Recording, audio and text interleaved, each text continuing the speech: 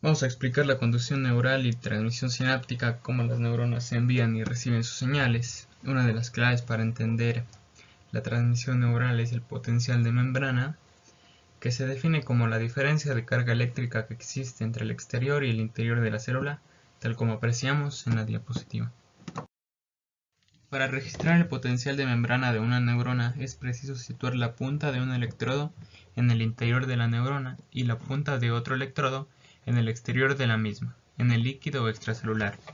El tamaño del electrodo no es decisivo, sin embargo es de suma importancia que sea muy fino como para perforar la neurona sin causarle daños. También observamos información sobre el potencial de membrana en reposo. Cuando ambos extremos del electrodo se sitúan en el líquido extracelular, la diferencia de voltaje que existe entre ellos es igual a cero, pero cuando el extremo del electrodo intracelular se inserta dentro de una neurona, se registra un potencial constante de aproximadamente 70 milivoltios. Base iónica del potencial en reposo. Vamos a responder una pregunta. ¿Por qué están polarizadas las neuronas cuando están en reposo? La respuesta es muy simple. El potencial de reposo se debe a que la proporción de cargas negativas es superior a la de cargas positivas en el interior de la neurona en comparación con la del exterior.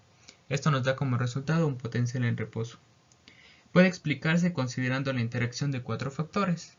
Dos factores que contribuyen a la homogeneización, es decir, la distribución igual de iones en el líquido intracelular y extracelular del sistema nervioso, y un factor que contrarresta la homogeneización.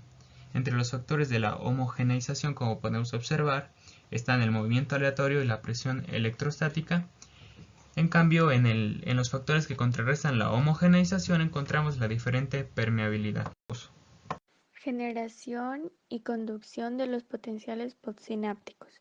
Cuando las neuronas disparan señales, liberan de sus botones terminales sustancias químicas, que son llamadas neurotransmisores. Estas se difunden a través de la hendidura sináptica e interactúan con moléculas receptoras.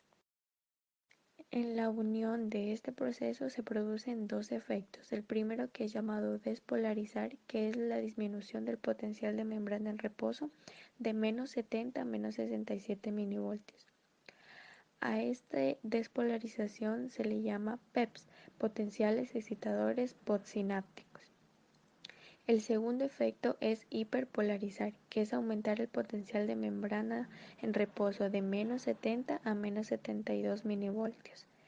Y a este proceso se le denomina PIPs, potenciales inhibidores postsinápticos. Integración de los potenciales postsinápticos y generación de los potenciales de acción. Dicho potencial de acción consiste en una inversión momentánea que cambia de menos 70 milivoltios a unos más 50 milivoltios. Dichas potenciales postsinápticas que se producen en una única sinapsis tienen un débil efecto en el disparo, pero en el que una neurona dispare o no depende del balance entre las señales excitadoras e inhibidoras que lleguen a su axón. Es por eso que todas las neuronas integran constantemente señales, tanto a lo largo del tiempo como del espacio en que las reciben, y están constantemente bombardeadas por estímulos a través de miles de sinapsis.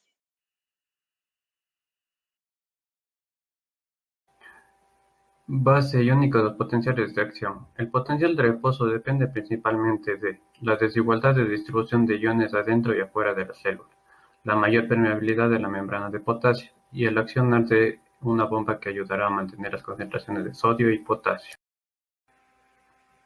Periodos refractarios. Es el tiempo en que la neurona es incapaz de generar un segundo potencial de acción, dado que todavía se está produciendo un primero. Existen dos periodos, absoluto y relativo. Absoluto: espacio de tiempo en que es físicamente imposible que la neurona, por intenso que esté estimulando, es imposible que genere un segundo potencial. El relativo: si llega un estímulo suficiente intenso a la neurona, es posible generar un segundo potencial de acción. Conducción axónica de los potenciales de acción. Primero, la conducción de los potenciales de acción a lo largo de un axón no es decreciente. Los potenciales de acción no se debilitan a medida que se transmiten a lo largo de la membrana axónica. La llegada de la señal eléctrica abre estos canales, permitiendo así que los iones de sodio se precipiten en el interior de la neurona y generen un auténtico potencial de acción en esta parte de la membrana. Luego, la señal se transmite pasivamente a los canales de sodio siguientes, donde la cadena activamente otro potencial de acción. Conducción en los axones mielínicos. En las fibras mielínicas el axón está cubierto por vaina de mielina, formada por la oposición de una serie de capas de membrana celular, que actúa como un aislante eléctrico del axón. A lo largo del axón la mielina es formada por células sucesivas y en cada límite intercelular existe un anillo sin mielina, que corresponde al nódulo de Ranvier.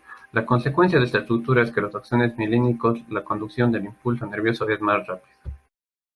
Conducción en los axones mielínicos. Cuando se produce un potencial de acción en un axón mielínico, la señal se transmite pasivamente, es decir, al instante y de modo decreciente a lo largo del primer segmento de mielina hasta el nódulo de Ranvier más próximo, donde se produce otro potencial de acción completo y así sucesivamente. Esta transmisión de los potenciales de acción en los axones mielínicos se denominan como conducción saltatoria. Velocidad de conducción axónica. La conducción es más rápida en los axones de gran diámetro y en los mielinizados.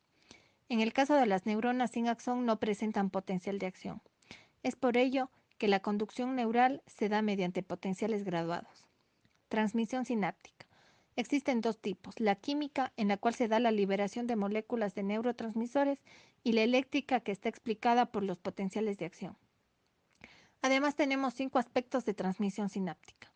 En la primera fase, que es la estructura de la sinapsis, consta de 3 tipos. Las axodendríticas, en las cuales la neurona está conectada mediante su terminal axónico con las dendritas de la siguiente neurona.